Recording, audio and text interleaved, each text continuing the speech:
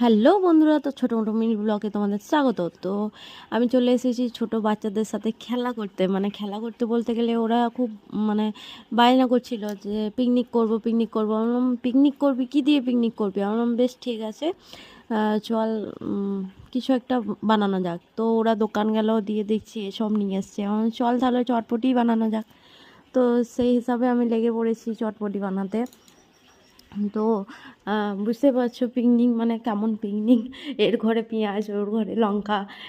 তবে ছোট বাচ্চারা যেহেতু খাবে সেহেতু লঙ্কা দেওয়া হবে না।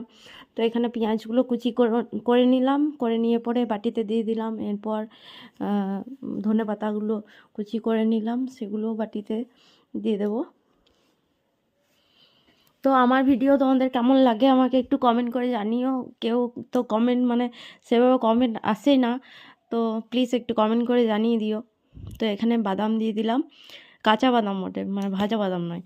তো এখানে এটাকে কি বলে বলো তো, কে কে জানো আমাকে কমেন্ট করে জানিও। আর এখানে কলাই ভাজা দিলাম, আরও অনেক কিছু দেওয়া ছিল যেগুলো ভিজাতে হয় দিন থেকে, কিন্তু ভেজানো হয়নি। তো এখানে চানাচুর, কুরকুরে, ছোটো কুরকুরে, বড় কুরকুরে, সব কিছুই দিয়ে দেওয়া হলো। তো আমি ভাবলাম নুন দিতে হবে, কিন্তু দেখছি না, এগুলো সবই নুন। তারপরে একটু জোয়ানও দিয়ে দিলাম। তারপরে তেঁতুলের আচার এনেছিল, সেটাও দিয়ে দিলাম। ছোট বাচ্চারা খাবে, একটু ঝাল হয়ে গেলে খেতে পারবে না, ওই কারণে তেঁতুলের আচারটাও দিয়ে দিলাম, মিষ্টি মিষ্টি লাগবে। তো আমি ভাবলাম মাখিয়ে দিই।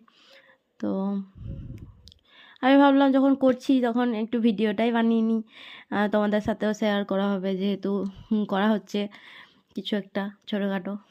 তো তোমরা যদি দেখতে চাও ওদেরকেও একদিন আমার ভিডিওতে আনবো। তো এবার রিভিউ দিতে হবে, কে রিভিউ দেবে দেখে নাও তোমরাই, আমাকে আর কিছু বলতে হবে না। তো আমাদের সোনামা রিভিউ দেবে। তো ভালো লাগলে লাইক কমেন্ট শেয়ার করে দিও। টাটা।